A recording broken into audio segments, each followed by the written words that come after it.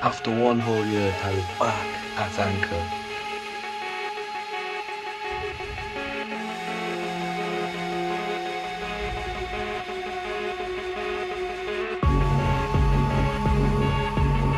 After a fallout in the port, we had sailed over to Cap Canai, which I could only describe as a wild approach.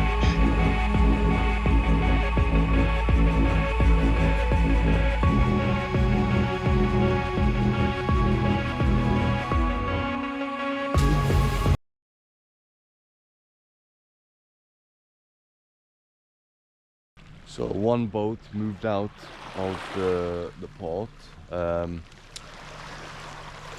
It ended up being an abrupt way to leave.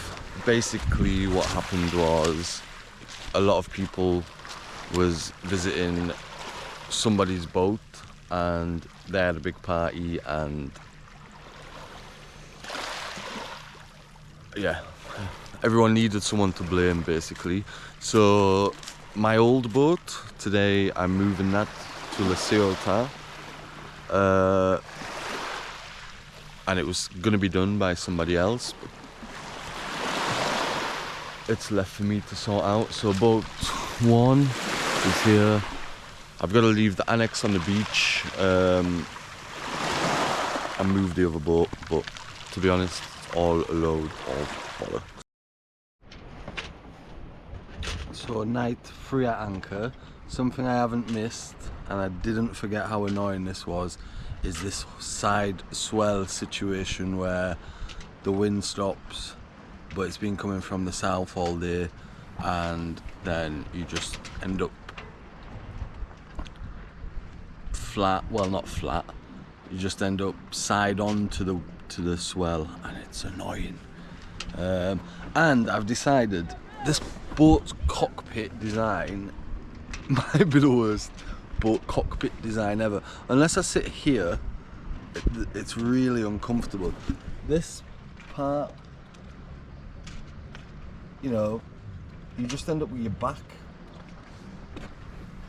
against this. Oh, anyway, what have I been doing? So yeah, night 3 at back out at anchor. Night 1 got in here, had a wine.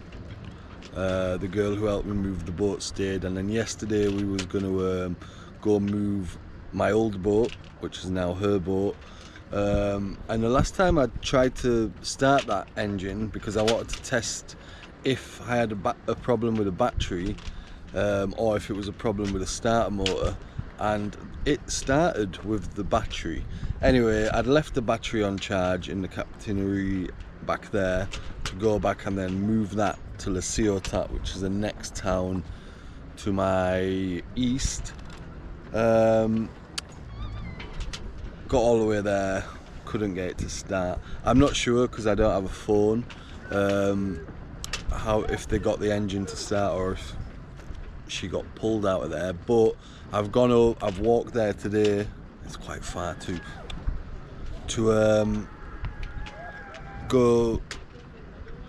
While there was someone there with some tools and stuff, took some sandpaper and a bit of wire wool to try clean all the terminals, but the boat has gone, so both boats associated to me are no longer in the port. It's a bit strange because I've been there so long, and yeah, just like that, within a few days now, both boats are out of there. It wasn't a wasted walk though, because I was quite glad that I went, because I had to get a lift from the captainry, and I'm sure I probably already explained in the last episode or the one before.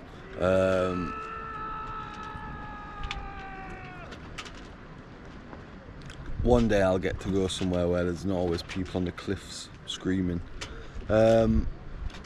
But yeah, I got there, I had to get a lift off the captainry because my annex was with this boat, and the boss of the captainry, a guy called Gilles, got to leave on good terms, say thank you, because he's helped me no end, like even just letting me stay.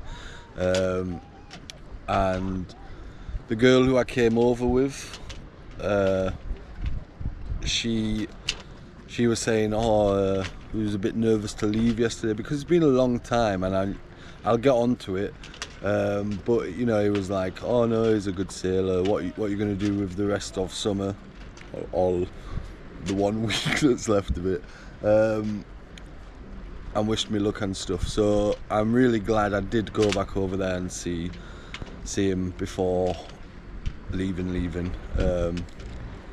because he has helped me a lot, and I am super grateful to that port. And I will, when I get around to it, add the name of the port underneath the boat name when I paint the boat name on, because although I don't have a designated home port, which you might see like boats sometimes with the name of the home port underneath, but this one's been there for probably as long as, I don't know, probably about 50 years, so I guess it's fitting. And I've spent more time in that port than I've spent in any other port. 2 whole winters, and actually nearly a whole year this year.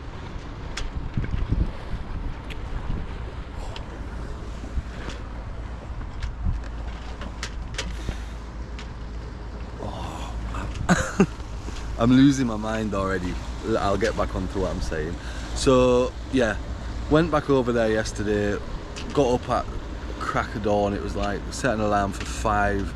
Didn't actually get up at 5 because I had to row all the way over to the beach over there, and I thought the sun came up at 5:30. It turns out it's a bit later now. Yeah, and the walk, you know, it's a fair old walk, and my flip-flop broke and my trainers was wet, and I ended up doing most of the walk barefoot. But yeah, went over there, couldn't get it sorted. That, as I say, has been sorted now. And then last night when I got back, one day being back out at anchor, and somebody has already tried to steal my annex. So I'm walking along the beach where I put it in the morning, and it's not there. So I've ended up walking. I put it over there. I've ended up just walking around here just on the off chance I saw some people. I don't know, I expected to find someone maybe in the water with it, but got to just over here, and I saw it deflated. It's annoying, this deflated next to a man and a woman. So I've gone, oh, that's my boat, and his response was, so take it then. The awkward part was, he then maybe felt a little bit bad that he'd taken it, and then was, oh, do you want some help to pump it up? But luckily I had the pump. If I didn't have the pump, I don't know what I would have done, but it's not really a suitable pump for doing it. It doesn't have the right connectors or anything, but managed to get enough air in it to get back over. But I was pumping up this dinghy for about an hour when I'd just done all this in the day, just because somebody, and then he said like, yeah, well, I seen it was there all the morning. Well, yeah, but it's a difficulty, isn't it? If you're anchored not near to a port and you need to go over to the side, you need to put the annex somewhere, and there's nowhere here. This side swell. Doom, doom, doom. There's nowhere here I could have locked it or anything. So it's like you're taking a risk every time. But yeah, there is some places where, you know, when I was at Juan-Le-Pan the whole of last year, I didn't have any problems there with anyone trying to take my annex. But yeah, that happened. Managed to get enough air in it, get back over to the boat, and then yeah, last night I fell asleep really early, woke up at 1, and because I'd put the battery on the other boat, I woke up and didn't have any lights because the battery hadn't been charging, so it was a long morning. Yeah, I couldn't get back to sleep, and then it got that late on that there was no point going back to sleep. Yeah, then it got so late on that there was no point going back to sleep. And then the sun came up and I tidied inside a bit. I need to tidy a bit more, but and I really need to fix the toilet, because obviously in the port I couldn't really go to the toilet. I don't know what everyone's opinion is on boats not having tanks. In an ideal world they all would. I think I've said this before, most of the people I spoke to about it said they don't have a tank. But I didn't have a flushable toilet in the morning, but we won't go into that whole palaver. I was trying to go to the toilet in the morning. There's no toilet nowhere near me. Like, I'd take me like an hour, well, 30 minutes maybe to row over to the side, and then 40-minute walk before I'd even reach a toilet probably. But yeah, then today I've got some water, come back, the annex was still here, and it turns out by accident that area there is a naturist beach. So when I got back I went and took a little walk, saw all the fence and sign saying it's a naturist beach. So I always wonder what the deal with that is, because if I just want to walk beyond that, am I not allowed unless I take all my clothes off? I don't know how it works, but yeah. So I'm probably anchored next to some swingers society, but never mind. I did see in the water somebody just swimming naked, but what can you do? Anyway, the biggest problem, other than this side swell, which is a little bit annoying, is somehow I've brought wasps with me. And I thought when I was about to record then, maybe I have 2 wasps, but actually, I looked up, saw one flying up the mast, and I hope there's not a wasp nest on the top of the mast, but there's wasps everywhere. And irritating. And the other irritant is in there, I don't know if it's because the water's cold because of the Calanque and there's a fresh water stream goes under, but never did I see a single jellyfish in there, and I've just seen loads while rowing back, and I don't like going in the water when there's jellyfish in there. I wish I could get over it. And I used to not mind. I used to just believe they don't sting you because I was always in the water and I never got stung. And then I was doing a boat trip last year, and the guy who was on the boat went in the water, got stung, and he had the whole rash down here. So ever since, if I know they're in there, I don't really like going in. And I was looking forward to coming back and having a swim, so that's a little bit annoying. It's meant to be a strong north wind this evening going into tomorrow, and then it turns into a strong south wind, so really I need to have a think about what I'm going to do. And this is the point I said I'd get on to. It's all good and well leaving and getting out, being back at anchor, but I don't have a working motor. And if I get caught off guard, it's not the easiest thing in the world to maneuver out. You know, if there's quite a few boats in here and say the anchor started to drag, then yeah, it's not as simple as when you can just put the motor on to get out. And there's been a few times, I'm going to have to admit, where I've had to use the motor to pull the anchor up because it's got stuck. So if the wind was coming from the south and it was quite strong, and therefore there's quite a swell coming from the south, pulling the chain up for the anchor is difficult when the front of the boat's doing this. I'm sure I've said that before, but yeah. And it's one thing to do that with a motor on, but if you're trying to do that under sail, you can't go to where the anchor is. That's the one place you can't go. So yeah, I probably need to think about getting the boat to somewhere where it's just safe for a bit while I work out what to do. Do I have anything else happen today? Not really. Yeah, money wise, I just got some bits to survive as long as I could coming back out to anchor. A bit like not last May, but the May before, April, May, when I went nearly 3 months that time anchored. I don't know. I'm a bit torn between porker rolls or...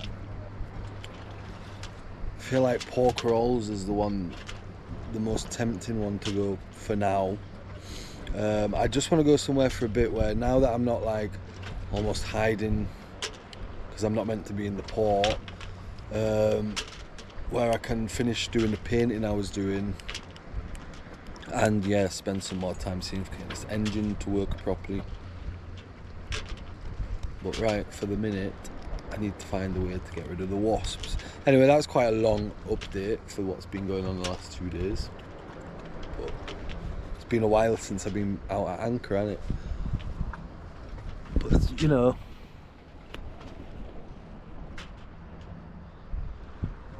can make it look good.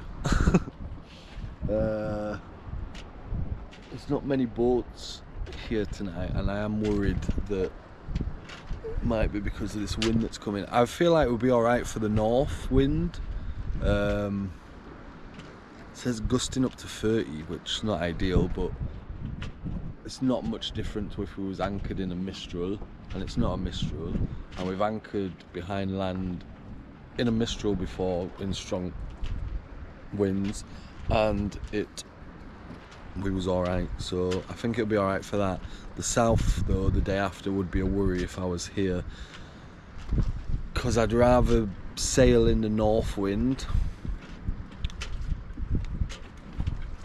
because there's less waves, there's less swell, and yeah, I wish I'd prepared some of the stuff a little better before leaving, but here we are. So yeah, night 3. I've eaten already, no wine, so yeah, guess I'll go read a book. That's one way to make myself sound like an alcoholic. I don't have any wine. I didn't. And yeah, sometimes what else is there to do on a night time while you're rolling around the anchor? There's no real electric, and I can't remember at this point if I still had internet. I think I might have done, but that was short-lived. This might have been the last day actually I had internet too. But equally, that said, there is something nice about being out at anchor, other than sometimes a swell. And it's funny because I always end up with like either a blue or a grey hat. I always aim to have a brown one. They last 2 minutes, but if there's ever a grey one, it lasts forever. Like, I remember having the Cap d'Antibes hat for about a year and lost every other hat I ever had, but that one survived the test of time.